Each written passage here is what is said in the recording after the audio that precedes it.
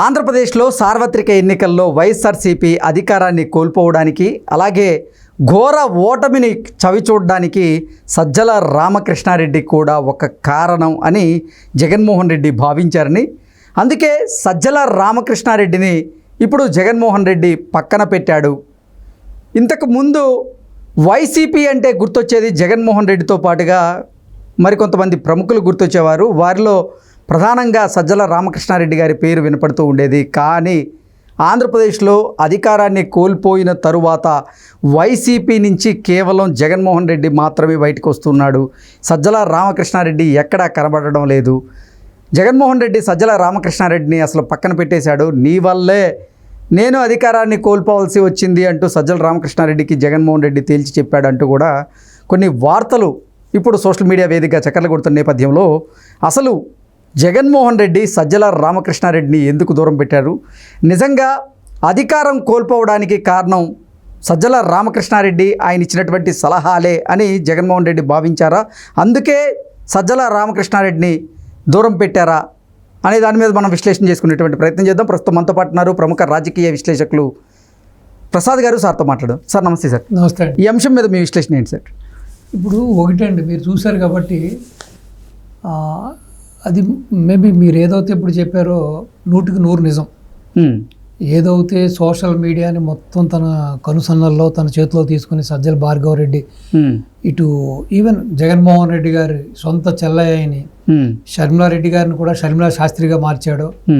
ఇటు సునీతమ్మను కానీ, సునీతమ్మ కుటుంబ సభ్యులు కానీ, ఇటు షర్మిల గారిని కానీ, షర్మిల గారి కుటుంబ సభ్యుల్ని కానీ, ఇటు బాబు గారిని, బాబు గారి కుటుంబ సభ్యుల్ని, పవన్ కళ్యాణ్ గారిని, ఒకళ్ళని కాదు, ఎవరైతే వాళ్ళ రాజకీయ ప్రత్యర్థులు ఉన్నారో, ఎవరైతే వాళ్ళ ప్రభుత్వానికి వ్యతిరేకంగా మాట్లాడుతున్నారో, even including me and you also. So మనం కూడా చూసాం కదా, ఆ రాతలు చూసాం కదా, ఆ రోత వెధవలు అంటే బంచ్ ఆఫ్ ఈడియట్స్ వీళ్ళంతా కూడా ఏ విధంగా మనం ఏ విశ్లేషణ చేసినా కానీ ఒక వర్గం ఉంటుంది. ఆ వర్గం ఏంటంటే వాళ్ళ పని ఏంటంటే ఆ వీడియో చూడడం, అది జగన్మోహన్ రెడ్డికి వ్యతిరేకంగా ఉందా కమెంట్లు పెట్టడం. అంటే మీ విశ్లేషణ నిజంగా వారికి నచ్చలేదంటే మీరు ప్రసాద్ గారు ఇలా విశ్లేషణ చేయండి అని చెప్తే తప్పులేదు. ఎవరైనా ఆ రకంగా ఓకే విశ్లేషణ కొత్తగా కావాలని కోరుకుంటున్నాడని మనం కూడా ఆలోచిస్తాం. కానీ మిమ్మల్ని, మీ వ్యక్తిత్వాన్ని, మీ కుటుంబ సభ్యుల్ని ఇలా అంటే అసలు వారి వ్యక్తిత్వాన్ని హననం చేయడం ఎంతవరకు కరెక్ట్ అంటారు? అసలు ఇలా చేయబట్టే జగన్మోహన్ రెడ్డి కూడా సజ్జల కుటుంబ సభ్యుల్ని దూరంగా పెట్టారు అనేటువంటి వాదనలు ఇప్పుడు తెర మీదకి వస్తూ ఉన్నాయి. ఇప్పుడు ఒకటండి, ఇటువంటి వెధవల్ని, ఇటువంటి నీచుల్ని, నికృష్టుల్ని అంటే వీళ్ళకి ఇప్పుడు మీరున్నారు, నేనున్నాను, మీకు ఒక వ్యాపకం ఉంది, వెనకాల ల్యాండ్ బ్యాంక్ ఉంది, నాకుంది, మనకి ఆస్తులు ఉన్నాయి, వ్యాపారాలు ఉన్నాయి. సో అది వేరే విషయం. ఇంకా మీరు చెప్పిన ఎవరైతే ఈ అనాకాని బ్యాచ్ ఉందో వీళ్ళకి ఏంటంటే ఇంకా బ్రెడ్ అండ్ జామ్ ఇదే. వీడు ఒక పోస్ట్ పెడితే ఇప్పుడు నిన్నో నన్నో లేకపోతే బాబు గారినో లోకేష్ బాబునో ఎవరినో తిడితే వాడికి తిట్టినందుకు ఏదో 5 రూపాయలు 10 రూపాయలు ఏదో లెక్క ఉందంట. సో ఇంకా వీడి పని ఏంటంటే పొద్దున్న లేస్తే ఇంక ఇదే పనిలో ఉంటాడు. వీడియోల కింద కమెంట్లు పెట్టడం అంతే, ఇంకా అంతకు మించి ఏముంది వీళ్ళకి? అది ఘోరమైన కమెంట్ల. అంతే కదా. ఇప్పుడు ఈ రోజున జగన్మోహన్ రెడ్డి ఈ విధంగా నీచంగా ఘోరంగా ఓడిపోవడానికి కారణం ఏంటంటే ఇటువంటి నికృష్టులే కదా. ఈ నికృష్టులు ఇప్పుడు అసలు అంటే వాళ్ళ ఇంట్లో కూడా ఆడవాళ్ళు ఉన్నారు కదా, అదే చెప్పొచ్చా? వాళ్ళ ఇంట్లో ఆడవాళ్ళు ఉన్నారు. ఇంకోటి ఏంటంటే ఒక సైకాలజికల్ పాయింట్ చెబుతాను ఇది. సో ఒక పెద్ద సైకాలజిస్టు, ఒక డాక్టర్ గారు చెప్పిన పాయింట్ మీతో చెబుతా ఈ సందర్భంగా. ఇప్పుడు మీరు చెప్పారే, ఎవడైతే ఈ విధంగా నీచంగా కామెంట్లు పెడుతున్నాడో వాడి తల్లిలో, వాడి చెల్లిలో, వాడు కట్టుకున్న పెళ్ళమో, సో ఏదో సందర్భంలో ఇటువంటి తప్పుడు పనులు చేయడం వీడు చూసుంటాడు. ఇంక వీడి దృష్టిలో ఏంటంటే నీ తల్లి అంతే, నా చెల్లి అంతే, నా పెళ్ళం అంతే, ఇంకా వాడి దృష్టిలో ఇంకంతే. ఎందుకంటే వాడి కుటుంబంలో వాడి తల్లి, వాడి చెల్లి, వాడి పెళ్ళం చేసిందే ఇంకా ప్రపంచంలో ఉన్న ఆడవాళ్ళని చేశారని దృష్టికి వచ్చేస్తాడు వాడు. ఇప్పుడు పచ్చకామర్లోకి పచ్చడి. సో అటువంటి నికృష్టులందరినీ ఒక బ్యాచ్గా తయారు చేసుకున్నాడు సజ్జల భార్గవ రెడ్డి. ఇంకా వీళ్ళకి ఏంటంటే విచక్షణ ఏం లేదండి. అంటే పశువులకైనా సరే, అది ఈవెన్ కింగ్ కోబ్రా పాముకైనా సరే దానికి ఒక విచక్షణ, దానికి ఒక ఇది ఉంటుంది. సో అన్లెస్ దాన్ని మనం హాని చేయనని చెప్పి మన దానికి కూడా రాదు. అవును, దాని ప్రాణ రక్షణ కోసమే బుస కొడుతుంది, ముందు బుస కొడుతుంది, మళ్ళీ బెదిరిస్తుంది. ఆ తర్వాత మరీ మనం చేరువ అవుతున్నాం దానికి ఎక్కడ అవుతుంటే అప్పుడే కాటేస్తుంది. ఇంకా ఈ ఎదవలకు అటువంటి ఇంగితం లేనే లేదు. వీళ్ళకి ఎంతసేపు ఏంటంటే బికాస్ దే కమ్స్ ఇన్ అటువంటి ఒక సిచ్యువేషన్ నుంచి వచ్చిన వెదవలేడు. అంటే వీళ్ళందరూ కూడా ఏంటంటే అటువంటి నేపథ్యం ఉన్న కుటుంబంలోంచి వీళ్ళ కళ్ళ ముందే వీళ్ళ తల్లిలో చెల్లో వీడు కట్టుకున్న పెళ్ళము అటువంటి కార్యక్రమాలు చేస్తారు. కాబట్టి ఇంకా లోకంలో ఉన్న స్త్రీలందరూ ఇంతే, లోకంలో ఉన్న ఆడవాళ్ళందరూ ఇంతే అనే ఒక భావంతో ఒక సైకోఫానటిక్ అనమాట వీళ్ళు. ఇంకా అదే ఉద్దేశంతో ఇంకా అందరినీ ఈ విధంగానే చేస్తూ ఉంటారు. సో రెండవది మీరు చెప్పినట్టుగా సకల శాఖ మంత్రిగా పేరొందిన సజ్జల రామకృష్ణారెడ్డి గారు మనం పోతు పేరంటం లాగా, సో లేడీస్ అందరూ కలిసి ఏదో ఫంక్షను ఏదో పూజ పునస్కారం చేస్తుంటే ఒకడు మధ్యలో దూరి ఏ విధంగా అది చేస్తాడు చూసాం కదా, వాడిని పోతు పేరంటం అంటాం. వాడు అందరి దగ్గరికి దూరిపోతూ ఉంటాడు, వాళ్ళు ఏమో అనీజీగా ఫీల్ అవుతూ ఉంటారు. అదేదో లేడీస్ కార్యక్రమం, వీడు దూరిపోతూ ఉంటాడు. అదే విధంగా సజ్జల రామకృష్ణారెడ్డి కూడా ఎన్నో శాఖలు ఉన్నాయి, ఎన్నో దానికి సంబంధించిన విభాగాలు ఉన్నాయి. దానికి సంబంధించిన మంత్రులు, ఎమ్మెల్యేలు, ఎంపీలు, ఆ శాఖలకు సంబంధించిన చైర్మన్లో లేకపోతే ఆ శాఖలకు సంబంధించిన అధిపతిలో మాట్లాడవలసిందంతా కూడా అది హాఫ్ నాలెడ్జ్ పోని పూర్తి అవగాహన ఉన్న వ్యక్తే కాదు. ఏదో తగుదనమ్మా అంటూ మీడియా ముందు వచ్చేసి ఆ జగన్మోహన్ రెడ్డిని ఏదో ప్లీజ్ చేయడం కోసం మాట్లాడతాం, కాసేపు ఏదో బాబు గారి గురించి ఏదో మాట్లాడతాం, కాసేపు లోకేష్ బాబు గురించి, కాసేపు పవన్ కళ్యాణ్ గురించి, XY ఇదే విధంగా చేశాడు. ఇదంతా అల్టిమేట్గా ఏమైందంటే రెండోది ఈ ఎమ్మెల్యేలు కానీ ఎంపీలు కానీ క్షేత్రస్థాయిలో ఏం జరుగుతుందో వాళ్ళకి తెలుసు. ఇతను ఏం చేస్తాడు, ఎంతసేపు ఇతను తాడేపల్లి ప్యాలెస్లో ఆ జగన్మోహన్ రెడ్డి చుట్టూ తిరుగుతూనే ఉంటాడు. కాబట్టి సో వాళ్ళు ఏదన్నా ఒక విషయాన్ని చెప్పాలని వచ్చినా ఇటు జగన్మోహన్ రెడ్డి గారిని కలవనివ్వకుండా, సో వాళ్ళకి అసలు అపాయింట్మెంట్ ఇవ్వకుండా ఈ విధంగా కూడా చేశాడు. ఇప్పుడు వీళ్ళందరూ కూడా కడుపు మంటతో ఉన్నారు.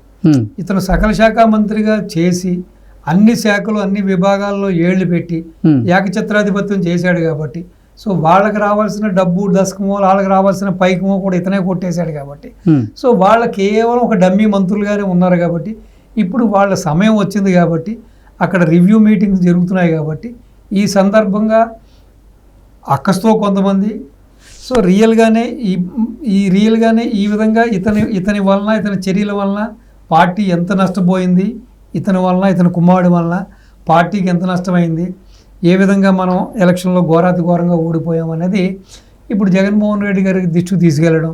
సో జగన్మోహన్ రెడ్డి గారు కూడా ఒక ఆవలింపుకి వచ్చి ఇంత డ్యామేజ్ జరిగిందా, సో వీళ్ళిద్దరూ ఏదో మంచి చేస్తున్నారు అనుకున్నాం, మనకి చివరికి నీకెందుకు, నీ బాటికి నువ్వు PUBG ఆడుకో, మేము చూసుకుంటాం, మళ్ళీ 175 అని చెప్పి ఇన్ని మాయ కౌరులు చెప్పి ఈవెన్ అసలు వైఎస్ఆర్సీపీ క్యాడర్ని కూడా జగన్మోహన్ రెడ్డిని కలిసేందుకు వీళ్ళు అనుమతించే వాళ్ళు కాదని, ఏదున్నా ఇతనే మాట్లాడి పంపించేవారు అనేటువంటి ఆరోపణలు కూడా సజ్జల రామకృష్ణారెడ్డి గారి మీద రకరకాలుగా చిలవల పలవలుగా వస్తూ ఉన్నాయి. చిలవల పలవలు కాదు, నిజం కూడా. ఎందుకంటే ఒకటి తెలుసుకోండి, ఇప్పుడు ఒక నీతిగా నిజాయితీగా ఉన్న అడ్వైజరు ఎవరైనా ఒక వ్యక్తి, నేను చూసా చాలామందిని చూసా, ఈవెన్ ఇప్పుడు చంద్రబాబు నాయుడు గారు కానీ కొంతమంది లీడర్స్ దగ్గర చూసాం, మన అభిప్రాయం చెప్పడానికి వెళ్తే కూడా సో వాళ్ళు ఒక అపాయింట్మెంట్ తీసుకుని మనకి ఇచ్చి బాబు గారితో లేకపోతే XY కూర్చోబెట్టి మన ఓపికగా కూడా వింటారు వాళ్ళు.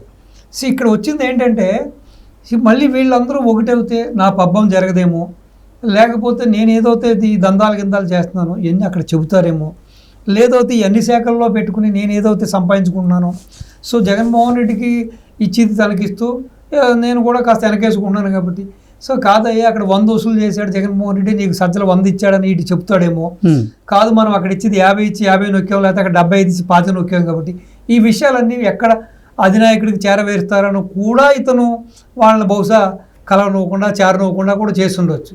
ఏదేమైనా ఈ రోజున ఇతని వలన, ఇతని చర్యల వలన, వీళ్ళ యొక్క యావగింపు ఈ కామెంట్స్ కానీ ఈ అసభ్యమైన మానహారణంతో కూడిన వల్ల సో పార్టీ ఏ విధంగా అయితే చంకనాగిపోయిందో మనం చూసాం.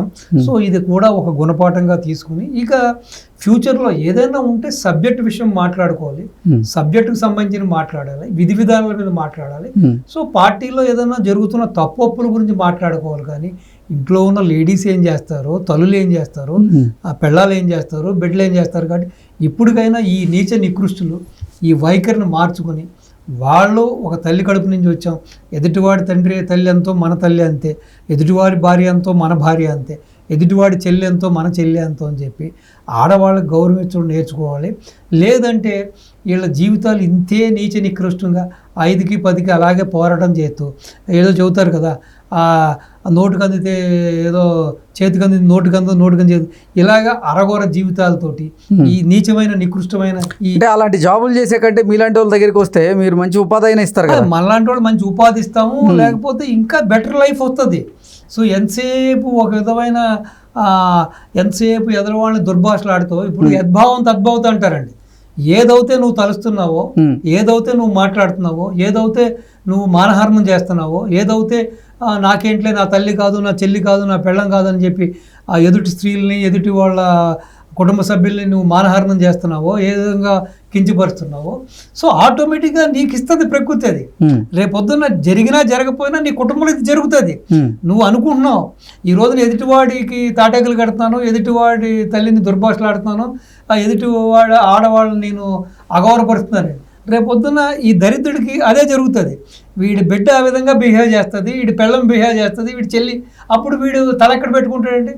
కాబట్టి ఇప్పటికైనా ఒక నీతివంతమైన మాటలు, ఒక చక్కటి సంభాషణ, చక్కటి విశ్లేషణ ఏదన్నా ఉంటే, కాదండి ఇక్కడ అవినీతి జరగలేదు మీరు చెప్పారు, ఇది కాదు, ఈ పాయింట్ మేము ఖండిస్తున్నాం అంటే ఇది సరి చేసుకోండి అంటే డిఫరెంట్గా. సపోజ్ మనం తెలియకుండా ఏదన్నా ఒక ఫాల్స్ ఇన్ఫర్మేషన్తో మాట్లాడినా కూడా మనం నెక్స్ట్ వచ్చే డిబేట్లో దాన్ని సరిదిద్దుకుంటాం. ఎగ్జాక్ట్లీ. ఏది ఏమైనా కానీ ఒక సరైన విశ్లేషణ ఉంటే మంచిది. కానీ ఈ విధంగా ఇటువంటి వాతావరణం అనేది, ఇటువంటి కమెంట్లు, బ్యాడ్ కమెంట్లు అనేవి అసలు మంచిది. ఈ రోజున ఈ మంత్రులు కానీ, ఎమ్మెల్యేలు కానీ, ఈ యొక్క కార్యకర్తలు కానీ, లేకపోతే ఈ యొక్క సోషల్ మీడియాలో ఉన్న వీళ్ళ యొక్క బంచ్ ఆఫ్ ఈ ఇడియట్స్ కానీ, సో కేవలం పార్టీ ఓడిపోవడానికి ఇది కూడా ప్రధానమైన కారణం.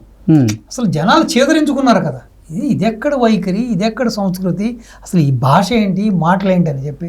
సో ఎప్పటికైనా సరే వాళ్ళ యొక్క నైజాన్ని మార్చుకోకపోతే, సో డెఫినెట్గా ఎంతసేపు అండి. ఇప్పుడు ఐపీఓ ఉంటుంది, ఐపీఓని ట్రేస్ అవుట్ చేస్తే వాడికి రేపొద్దున వాడి భవిష్యత్తు ఏంటండి? సపోజ్ చదువుకున్నవాడు, డిగ్రీ చదువుకున్నవాడు రేపు ఉద్యోగం వస్తుందో వాడికి క్రిమినల్ కేసు బుక్ అవుతే. కాబట్టి ఇప్పటికైనా వాళ్ళు ఒళ్ళు దగ్గర పెట్టుకుని మాట్లాడే మాట యొక్క చేసే కామెంట్ కూడా అది ఒక వివరణాత్మకంగా ఉండాలి. ఒక అది ఎదుటివాడు స్వీకరించే విధంగా ఉండాలి, అంతేగాని యావగించుకునేలా ఉండకూడదు. ప్లస్ అంటే వాడి క్యారెక్టర్ ఏంటో అక్కడ తెలుస్తుంది. అంటే అంతే కదా, భాష అంతే కదా, భాషను బట్టే వ్యక్తి యొక్క మన వ్యక్తిత్వం తెలుస్తుంది, అంతే కదా. సో వాడు ఎంత నీచమైన వాడో, ఎంత వాడు లో ప్రొఫైల్ మనిషి అన్నది మనకి క్లీన్గా తెలుస్తుంది. కాబట్టి సో ఎప్పటికైనా జగన్మోహన్ రెడ్డి గారు నిజాన్ని గుర్తించి సజ్జల కొడుకుని బయట పెడితే మేబీ మార్పు వస్తే, రాజకీయాల్లో మార్పు వస్తే, ఇప్పుడు ప్రజలే కదా న్యాయ నిర్ణేతలు, ఎప్పటికైనా సరే మళ్ళీ ఛాన్స్ రావచ్చు, రాకపోవచ్చు అన్నది ప్రజల చేతిలో ఉంది. అది మనం మాట్లాడే మాట మన నడతను బట్టి ఉంటుంది, మన క్యారెక్టర్ని బట్టి ఉంటుంది.